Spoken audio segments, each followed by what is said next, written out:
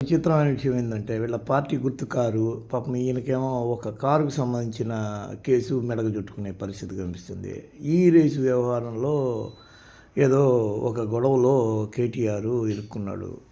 ఆహ్, పాపం రేపో ఎల్లుండో ఈయనకి నోటీసులు, అరెస్టు 2 ఇచ్చేటట్టుంది. సీఎస్ నుంచి ఏసీబీకి ఫైల్. అంటే అవినీతి నిరోధక శాఖ వ్యవహారం ఒకటి ఈయన